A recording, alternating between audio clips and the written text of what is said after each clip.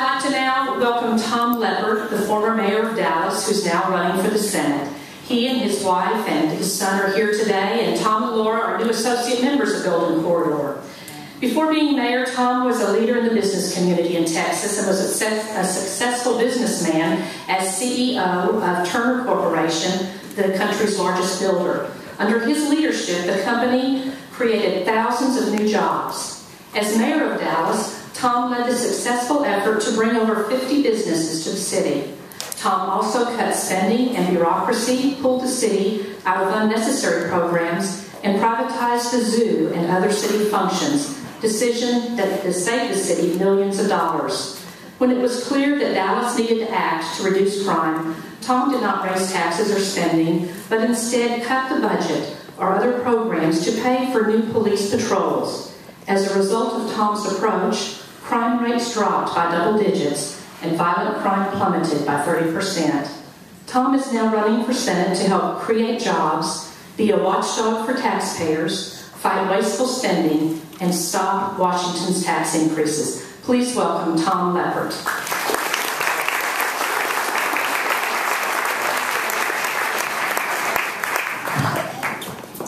Well, Chris, thank you very much. And thanks to the Golden Corridor Republican women, not only for putting on this function, but more important, for all the work that you do to ensure that good, strong conservatives serve not only our community, but our nation too. It would be really easy for me to get up here and give you a litany of all of the problems that face our country. You've all heard it before. It usually comes from politicians that don't have the experience, they don't have the incentives, nor do they have the background to do anything about it. Now, don't get me wrong. I think the problems that are facing our nation are daunting. But I also believe that we have an opportunity. An opportunity to be the generation that actually gets it right. The generation that renews the American dream. Now, I will tell you, I am a businessman at heart. I have made a life of seeing problems and turning those into opportunities. I'm one of those people that sign both sides of a paycheck. Somebody that's created jobs that understand how the free enterprise system works. And indeed, that's the challenge that we have today. Now, this notion of the American dream is not some arcane idea to me. It's something I take very seriously. I was raised by a single mother. My father died and left her with a lot of debts. I saw the challenges, the issues that she had without an education. The sacrifices that she made were not just to provide a life for us, but it was to provide opportunities for me. That thing that is really the bulwark of our nation, passing on something that's better, that's stronger for the next generation. How many of you believe today that on the track that we're on, we're going to have a nation that's more competitive, that's positioned to pass on a generation? Anybody? I agree. You know, Laura and I have been married 26 years. I had the great privilege of working in the Reagan White House as a White House fellow. Got a lot out of that. The best thing, though, was my wife, Laura, because that's what we met. In fact, our first formal date was to the second Reagan inaugural. We raised a family of 2 boys and a girl, based on the American concept that if you work hard, that if you put your hands and your life in the Lord's hands, and that faith, that commitment to God is at the center, that based on your character and what you do, you can accomplish anything. Unfortunately, we're losing that concept today. I don't feel the challenge is here in Dallas, or it's in Amarillo, or it's in cities across the nation. What we really lost is a disconnect with Washington. I continue to see small business people that have that entrepreneurial spirit, that entrepreneurial drive. I see families that have the values that all of us share. But what I don't see is a Washington that follows. And instead, Washington started to lead.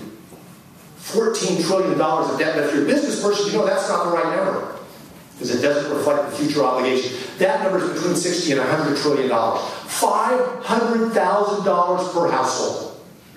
What do we need to do? It's pretty simple. It's cut spending. But that's not just something that politicians have to say with words. It's going to mean getting your hands dirty, understanding how you go into programs, put caps in, discipline something like balanced budget amendments and have the experience, something that I've got both on the public and the private sector. But that's also not going to be enough. We're going to have to build a strong economy.